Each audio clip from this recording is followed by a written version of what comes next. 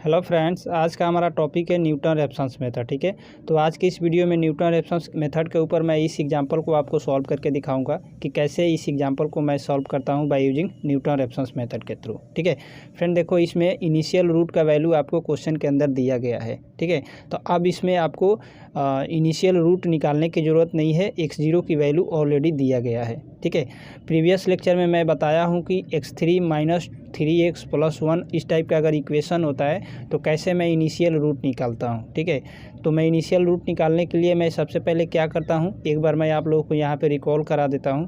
पहले मैं फंक्शन में 0 डाल करके देखता हूँ, फिर 1 डाल करके देखता हूँ। ठीक है, फिर 2, फिर 3, इस टाइप से मैं फंक्शन में वैल्यू डाल करके देखता हूँ कि कब हमारा फंक्शन का वैल्यू निगेटिव मिलता है और कब मेरा फंक्शन का वैल्यू पॉजिटिव मिलता है। ठीक है, इस टाइप से मैं कुछ चेक करता हूँ। जैसे मेरा फंक्शन का वैल्यू निगेटिव और पॉजिटिव मिलता है, मैं उन दोनों पॉइंट्स को क्या मान लेता हूँ, इनिशियल रूट मान लेता हूँ। ठीक है, और फिर इन दोनों पॉइंट्स के बीच में मुझे x0 वैल्यू निकालना पड़ता है। ठीक है, अब मैं कंसीडर करता हूँ कि x0 मेरा 0 होगा या फिर 1 होगा, तो इसको मैं क्या करता हूँ, एक नंबर लाइन लिखता हूँ और 0 यहाँ पे आता है, इधर प्लस की वैल्यू आता है और इधर माइनस की वैल्यू आता है। ठीक है, फंक्शन का।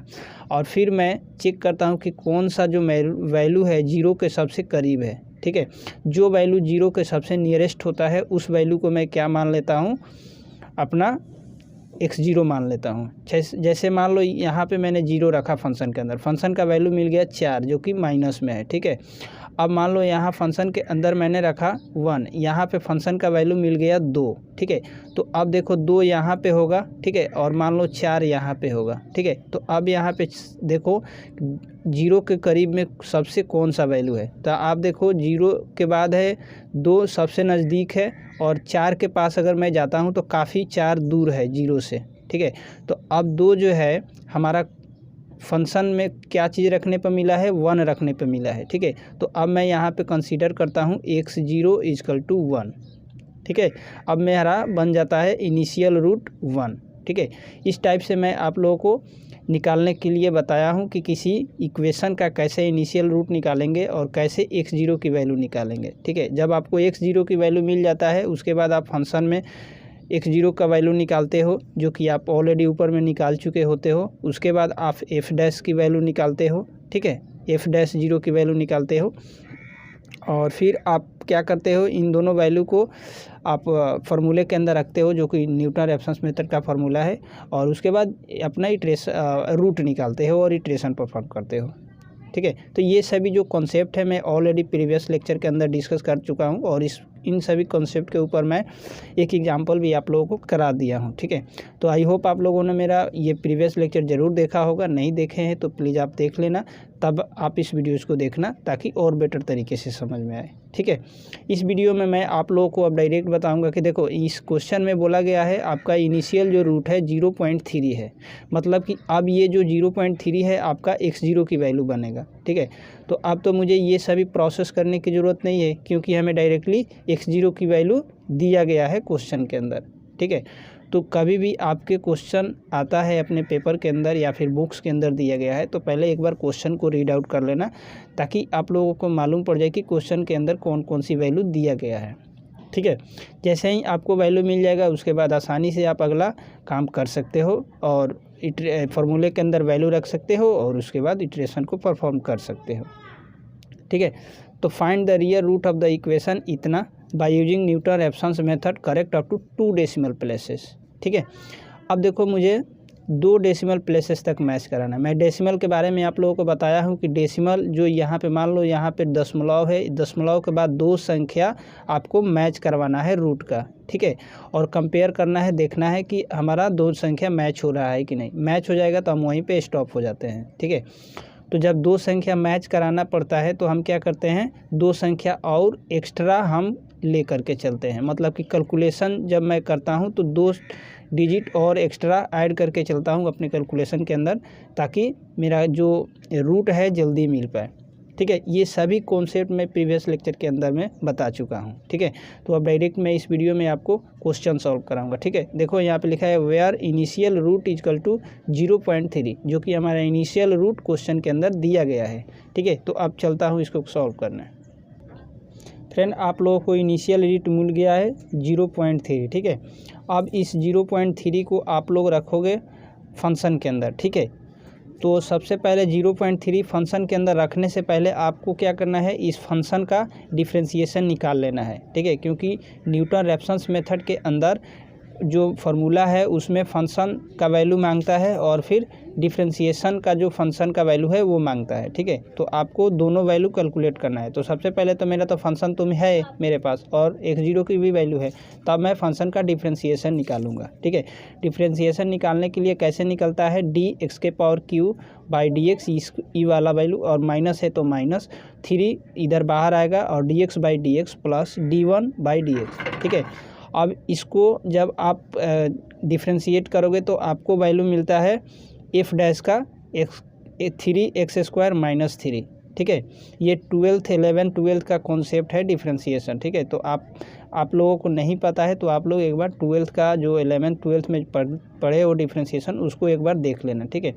इसका फार्मूला होता है कि अगर हमारा फंक्शन इस टाइप के फॉर्मेट में हो तो मेरा फार्मूला बनेगा n(x(n-1), ठीक है। ये ऊपर वाला जो वैल्यू होता है यहाँ पे आता है और x आता है और ऊपर वाली वैल्यू में से एक माइनस होता है, ठीक है। मैं यहाँ पे वही किया हूँ, 3 है ऊपर तो मैं यहाँ पे 3 × x है तो x और ऊपर वाली वैल्यू में से x माइनस करूँगा तो 3 - 1, ठीक है। तो यहाँ पे 3x² बनेगा और 3 × 1 मतलब कि यहाँ पे 3 बनेगा और जो कांस्टेंट वैल्यू का डिफ्रेंशिएशन होता है वो 0 होता है, ठीक है।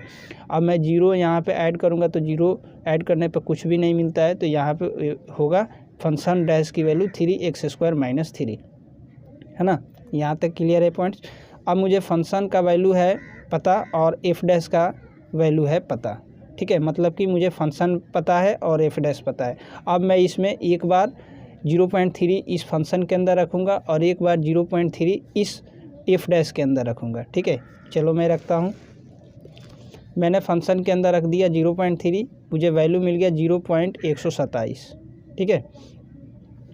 अब मैं f डैश के अंदर रख रहा हूँ, f डैश मेरा है इतना, मैं यहाँ पे 0.3 रखा, 3 इंटू अब x की जगह पे 0.3 रखूँगा तो 0.3 का स्क्वायर -3, इसको मैंने सॉल्व किया कैलकुलेटर से तो मुझे वैल्यू मिला -2.73, ठीक है। अब देखो मुझे फंक्शन का वैल्यू मिल गया है और f डैश का वैल्यू मिल गया है। अब मैं इटरेशन परफॉर्म कर लूँगा, ठीक है। इटरेशन परफॉर्म करूँगा, इटरेशन नंबर 1 आएगा, रूट निकलेगा इटरेशन नंबर 1 में। यहाँ पे मैं 1 लिखा हूँ, इसका मतलब कि मैं इटरेशन नंबर 1 में हूँ। अगर मैं यहाँ पे 2 लिखूँगा तो इटरेशन नंबर 2 में जाऊँगा, ठीक है। तो जैसे जैसे मेरा इटरेशन आगे बढ़ेगा ये जो नंबर है ये बदलता जाएगा, ठीक है। अब फार्मूला मैं लिखूँगा न्यूटन रैप्सन्स मेथड का, ये फार्मूला लिख करके एक एक करके वैल्यू रखूँगा। x0 की वैल्यू है 0.3 तो मैंने रख दिया, है ना। उसके बाद मेरा है f(0) की वैल्यू, ठीक है। मतलब कि f(0.3) की वैल्यू है 0.127 तो 0.127, ठीक है। f यहाँ पे f डैश 0 की वैल्यू कह रहा है, मतलब कि f डैश 0 की वैल्यू मेरा क्या है -2.73, तो मैं लिखूँगा -2.73, ठीक है। इसके बाद मैं यहाँ पे इसे सॉल्व करूँगा कैलकुलेटर से तो मुझे मिलेगा वैल्यू 0.3465, ठीक है। इटरेशन नंबर 1 में मेरा रूट का वैल्यू मिला है 0.3465, ठीक है। मुझे बोला गया है इस क्वेश्चन में कि मुझे 2 डिजिट मैच करवाना है, ठीक है। तो मैं 2 डिजिट और एक्स्ट्रा लेकर के चल रहा हूँ कैलकुलेशन में ताकि इजीली मैं मैच कर पाऊँ, ठीक है। तो मेरा रूट का वैल्यू मिला है 2.3465, ठीक है। अगेन मैं इसको फंक्शन के अंदर रखूँगा, ठीक है। मैंने यहाँ पे फंक्शन के अंदर रख दिया, उसके बाद कैलकुलेटर से सॉल्व किया, इसे मिला वैल्यू मुझे 0.0021, ठीक है। अब अगेन मुझे क्या करना है, f डैश में डालना है इस वैल्यू को, ठीक है। तो मैंने f डैश में अंदर डाल दिया, मुझे वैल्यू मिला -2.6399, ठीक है।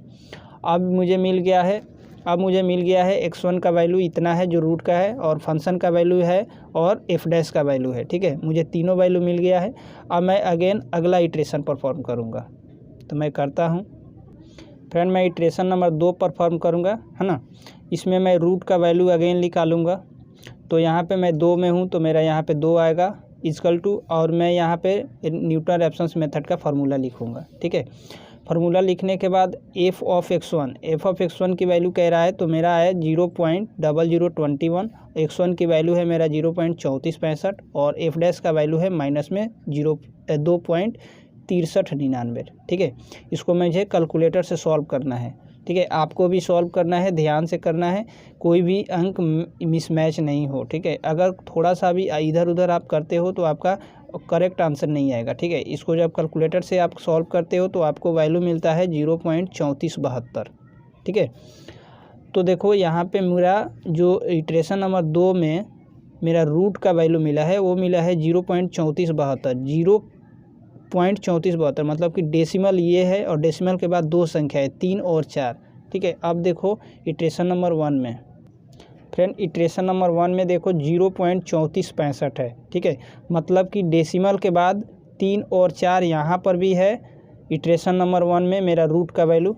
ठीक है, 3 और 4, ठीक है, यहाँ पर भी है, और इटरेशन नंबर 2 में भी मेरा डेसिमल के बाद 3 और 4 है। ठीक है, तो ये दोनों को मैच करा करके देखो मैच हो रहा है कि नहीं। बिल्कुल मैच हो रहा है, आप देख सकते हो यहाँ पे जो इटरेशन नंबर 2 में जो रूट का वैल्यू है 0.34 ये भी मैच हो रहा है हमारा इटरेशन नंबर 1 की रूट की वैल्यू से। ठीक है, तो हम ऐसा लिख सकते हैं सो दैट अप्रोक्सीमेट वैल्यू 0.34 यही मेरा करेक्ट आंसर होगा।